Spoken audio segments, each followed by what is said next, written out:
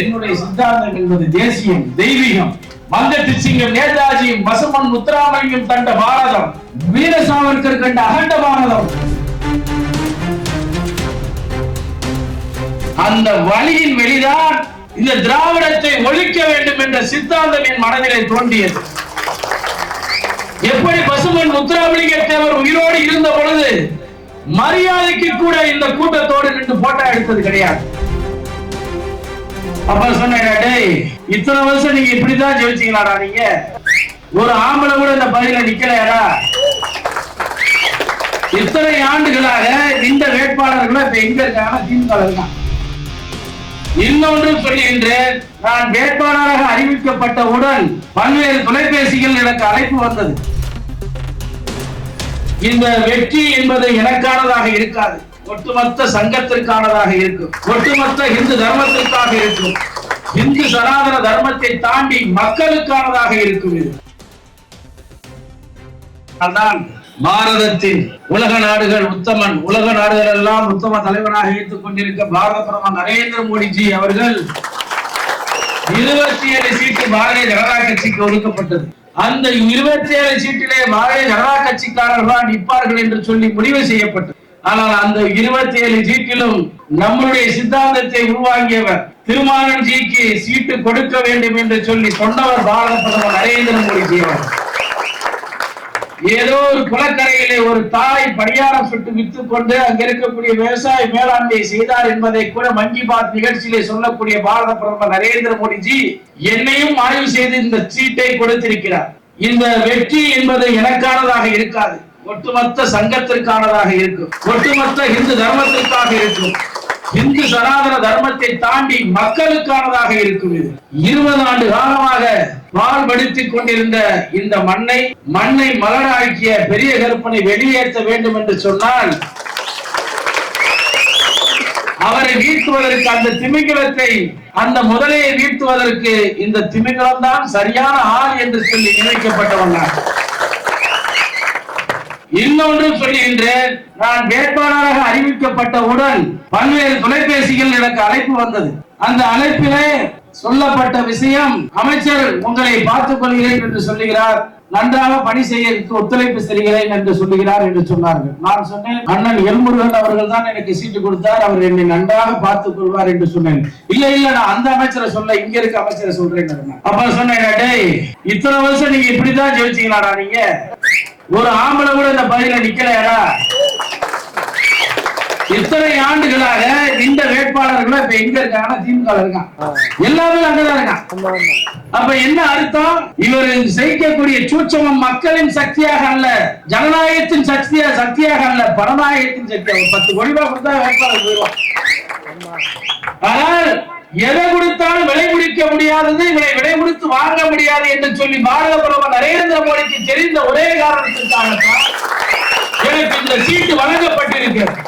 தம்பி சொன்னார், நான் வெளியே இருக்கின்ற பொழுது தம்பி பாண்டித்துரை சொன்னார், பாஜக சீட்டிலே அமர்ந்து விடுங்கள், இல்லை என்றால் அந்த சீட்டில் வேற யாராவது வந்து அமர்ந்து விடுவார்கள் என்று சொன்னார். பூக்கட்சி சின்னத்தில் நின்று ஒரு பெயர் சேமிச்சிருக்கார், சுயேட்சை சின்னம். ஆனால் அடிப்படைவாதிகளுக்கு தெரியும் இந்த கட்சியினுடைய பெயர், பொதுமக்களுக்கு தெரியாது. அப்ப என்னை கூப்பிட்டு அழைத்து ஒரு ஃபார்மிலே கருணாகரன் ஒரு கமிஷனர், கார்பரேஷன் கமிஷனர் எழுதி என்னை கையெழுத்து வாங்கினார். நீ 12 ஓட்டுல தோத்துட்டு வெளியே போன்னு சொன்னாங்க. நான் அழுதுகிட்டே வீட்டுக்கு போனேன். அன்னைக்கு இதை கேட்பதற்கு கூட அன்றைக்கு நிர்வாகிகள் இல்லை. அந்த வழியின் வெளிதான் இந்த திராவிடத்தை ஒழிக்க வேண்டும் என்ற சித்தாந்தம் என் மனதிலே தோன்றியது. எப்படி பசுமன் முத்துராமலிங்க தேவர் உயிரோடு இருந்த பொழுது மரியாதைக்கு கூட இந்த கூட்டத்தோடு நின்று போட்டோ எடுத்தது கிடையாது. ஒரு புகைப்படத்தை காட்ட முடியுமா? பெரியாரோடும் அண்ணாவோடும் இருந்த போட்டோவை காட்ட முடியுமா? ஆனால் அவர்கள் மரியாதைக்கு கூட நின்று போட்டோ எடுத்தது இல்லை. என்னுடைய சித்தாந்தம் என்பது தேசியம், தெய்வீகம். மங்கட்டு சிங்கம் நேதாஜியும் பசுமன் முத்துராமலிங்கம் கண்ட பாரதம், வீர சாவர்கர் கண்ட அகண்ட பாரதம். இந்த பாரதத்தெல்லாம் உருவாக்க வேண்டும் என்ற சித்தாந்தத்தை கொண்டவன். அதனால் பிற மதத்தை கொலை செய்ய வேண்டும் என்ற சித்தாந்தம் எனக்கு கிடையாது. பிற மதங்களை அழிக்க வேண்டும் என்ற சித்தாந்தம் எனக்கு கிடையாது. நபிகள் நாயகம் சொல்லுகின்றார், அவரவர் வழிபாடு அவரவர்களுக்கு. நபிகள் நாயகத்தை உள்வாங்கியவன் நான், இயேசு பிரானுடைய பைபிளை உள்வாங்கியவன் நான். எல்லா மதத்திற்கும் சனாதன தர்மம் இருக்கு, எல்லா சனாதன தர்மத்தையும் ஏற்றவன் நான் என்ற முறையிலே இந்த திருப்பத்தூர் மண்ணிலே நிற்கிறேன். நீங்கள் இந்த இடத்திலே ஒவ்வொரு வெற்றி வாய்ப்பு நன்றாக இருக்கிறது. நமக்கு ஜனநாயகமா பலநாயகமா என்று பார்க்கின்ற பொழுது ஜனநாயகம் தோற்று போகிறது, பலநாயகம் வெற்றி அடைகின்றது.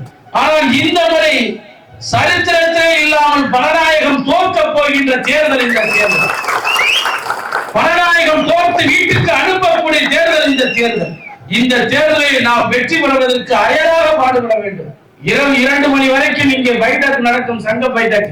இதை முடிச்சுட்டு போவேன். கோழி ஏற்படையே சேர்ந்து தூங்குதா தூங்கல, நான் வீட்டுக்குள்ள போய் தூங்கிடுவேன். நான் உடனே ஃபேஸ் வாஷ் எல்லாம் பண்ணிட்டு காலையில் 7 மணிக்கு நான் ரொட்டீனா இங்க வந்துருவேன்.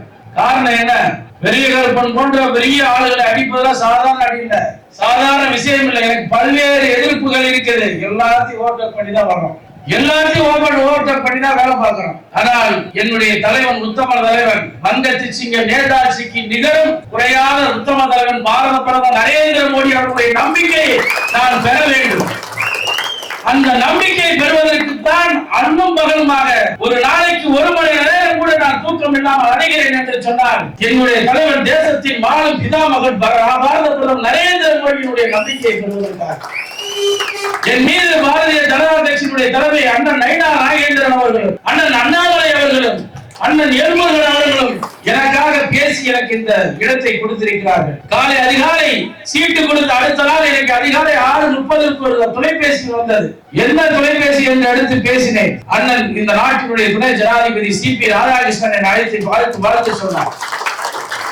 2006ஆம் ஆண்டு வரைக்கும் சட்டமன்றத்திலே தேர்தலிலே இடம் திருப்பரங்குன்றம் தொகுதி தருவதாக சொன்னேன். அன்றைக்கு என்னால் தர முடியவில்லை. அப்பொழுது அவர் மாநில தலைவராக இருந்தார்.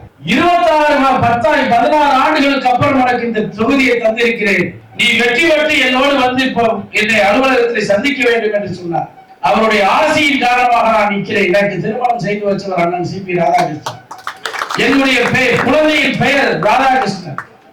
அவருடைய பெயரவே என் மகனை வயதுக்கு வைத்திருக்கிறேன். அவர் மாநில தலைவராக இருந்த பொழுது நான் தான் அவருக்கு எல்லாமே. அப்படி எல்லாம் இருந்து அதுவே எனக்கு ஆபத்தாகவும் அவர் பதவியில இருந்து இறங்கினாரு, என்னைய ஒதுக்கி புறந்துட்டாங்க. அதனாலதான் நான் வெளியே வந்தேனே தவிர, ஆனால் வெளியே வந்ததற்கு காரணமும் முன்னாள் நாகாலாந்திற்கு ஆளுநராக இருந்த நான் மன வருத்தத்தில் இருந்த பொழுது ஐயா இளகணேசன் அவர்களை என்னை அழைத்து, ஒன்றும் சமூகம் மட்டுமல்ல இளைஞர்கள் தவறான பாதைகளை செல்லுகின்றார்கள், அவரை நீ அரவணைத்து செல்ல வேண்டும் என்று சொன்னார். நீ தென் தமிழ்நாட்டில் இருக்கக்கூடிய ஃபார்வர்ட் பிளாக் அனைத்துமே அது ஒரு சாதி அமைப்பாக பார்க்கப்படுகின்றது. அனைத்து சமுதாய மக்களை இளைஞர்கள் இணைத்து